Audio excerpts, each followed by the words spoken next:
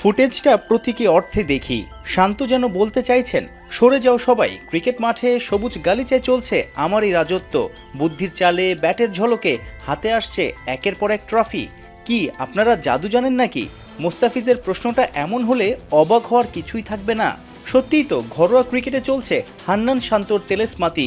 ওদের ছকে ভরকে গিয়ে পিছু হটছে একের পর এক প্রতিপক্ষ, তৃতীয় শিরোপার হাতছানি।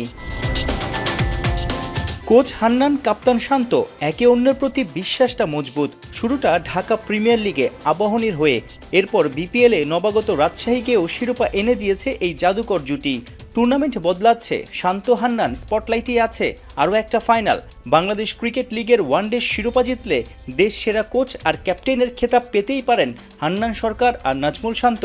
প্রেস কনফারেন্সে এমনও প্রশ্ন উঠছে, শান্তকে আবার ওডিআই ক্যাপ্টেন্সিতে ফেরালে কেমন হয়? শান্ত একটা অসাধারণ ক্যাপ্টেন এবং তার ক্যাপ্টেন্স ম্যাটেরিয়ালস নিয়ে কোনো ডাউট নেই আমাদের ভিতরে। এটা বোর্ড ডিসিশন। আমার মনে হয় যে ইন দ্য লং রানে যাকেই বোর্ড দায়িত্ব দিবে, আমার মনে হয় যে প্লেয়ারের দৃষ্টিকোণ থেকে শান্তর কাজ হলো পারফর্ম করা, এবং সেই জায়গাটাতে সে যদি পারফর্ম করতে পারে তাহলে আমার মনে হয় যে টিম সবচেয়ে বেশি বেনিফিটেড হবে। যদিও মিরাজের ক্যাপ্টেন্সিতে সবশেষ ওডিআই সিরিজ জিতেছিল বাংলাদেশ, ঢাকায় আসছে পাকিস্তান।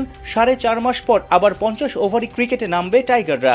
মিরপুরে 3 ম্যাচের সিরিজ, ওই মহারণের আগেই পিচ আর আউটফিল্ডের হালচাল বুঝে নেয়ার দারুণ সুযোগ সেন্ট্রাল আর নর্থ জোনের ক্রিকেটারদের। মঙ্গলবারের বিসিএল ফাইনালে টাইগারদের ওডিআই দলের অধিকাংশকেই দেখা যাবে। একটা সিরিজের আগে যদি ম্যাচ প্র্যাকটিসটা থাকে অবশ্যই খুবই ভালো একটা ব্যাটসম্যান হিসেবে। ওয়ানডে সিরিজের আগে খুব ভালো একটা প্রিপারেশন আমাদের জন্য। সো হোপফুলি কালকের ম্যাচটা আমরা আরো বেটার ক্রিকেট খেলতে পারবো। নাজমুল শান্তর নর্থ জোন যেন জাতীয় দল। তামিম, হৃদয়, লিটন, রিশাদ, শরীফুল, মাহিদুল অঙ্কনের সেন্ট্রালে তাসকিন, সাইফ, নাইম শেখ। ফ্লাডলাইটের নিচে এক্সাইটিং ক্রিকেট। সিলেক্টরদের চোখ রবে মাঠের খেলায়। ফাইনাল দেখেই পাকিস্তান সিরিজের স্কোয়াড দেওয়ার কথা নির্বাচক কমিটির। বাংলাদেশের টপ প্লেয়ার যারা আছে তারা সবাই এই জায়গাটাতে আছে, এবং এটা সিলেক্টরদের জন্য একটা অপরচুনিটি যে আপনার এখান থেকে আসলে কারোর সম্পর্কে যদি কোনো ডাউট তাদের ভিতর থেকে থাকে তাহলে সেটাও এখান থেকে ভালোভাবে দেখা যায়।